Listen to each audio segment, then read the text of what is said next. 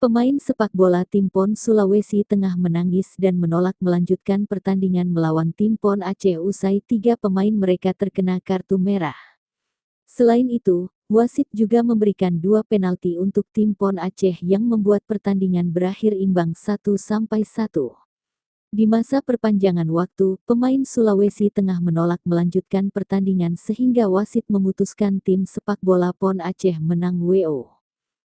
Setelah menghadapi berbagai tindakan yang dinilai tidak profesional dari wasit yang memimpin pertandingan babak 8 besar antara Sulawesi Tengah dan Aceh, tim sepak bola putra Sulawesi Tengah, Sulteng, Minggu tanggal 15 September tahun 2024 dini hari memutuskan untuk walk out dari pertandingan setelah dilakukannya perpanjangan waktu dengan hasil akhir di babak kedua imbang 1. Peristiwa pemukulan itu terjadi saat wasit yang dipimpin Eko Agus Sugiharto memberikan tambahan waktu 13 menit.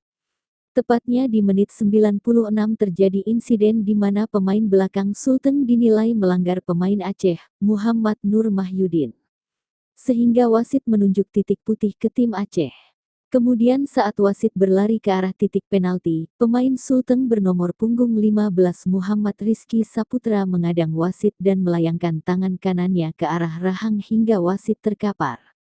Insiden itu sempat membuat penonton riuh hingga melempar dengan botol air mineral ke pemain Sulteng yang berada di bench. Kemudian 2 ambulans masuk lapangan hendak mengevakuasi wasit Eko Agus. Pertandingan tersebut sempat dihentikan karena pelatih Sulteng menarik para pemainnya dari dalam lapangan dan laga tersebut ditunda sekitar 10 menit. Lalu pemain dan ofisial Sulteng melunak hingga mau melanjutkan pertandingan.